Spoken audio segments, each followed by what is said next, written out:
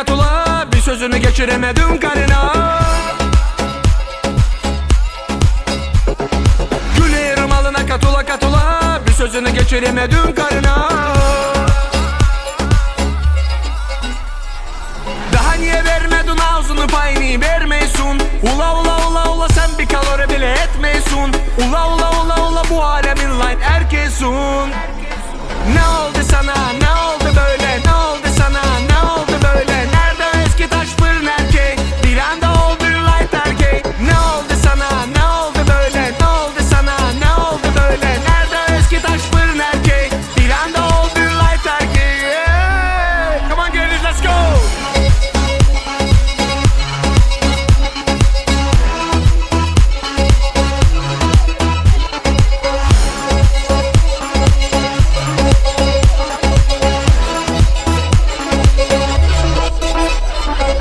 Güneşi bilmez, ay bilmez, aşk çölünde sahibi kaybım ben. Haykırmaksa aşkı en ayıbı, kullar arasında en ayıbım ben. Ne eser, ne hasar, kaldı inat aşkımdan. Ne arar, ne sorar, vefasız ol zalim ya.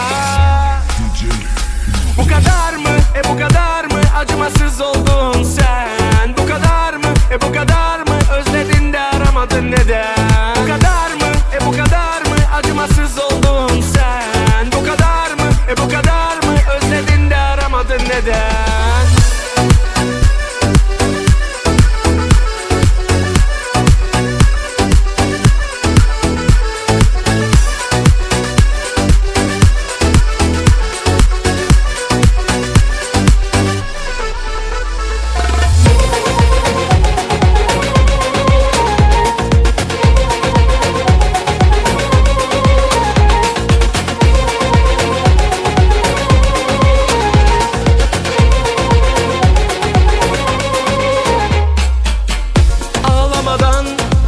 Ayrılık olmaz, hatıralar uslu durmaz.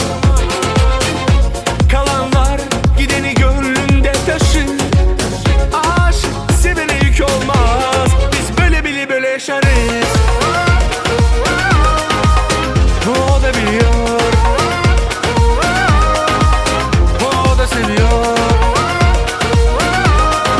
Bile bile kafa tutuyor aşka. Gözü kara, o yine bildiğini okuyor. Çiçek gibi tazecik, kıymetli bir tanecik, ana sütü gibi tertemiz. Dudu dudu dilleri lıkır lıkır, içmeri gözleri derya deniz.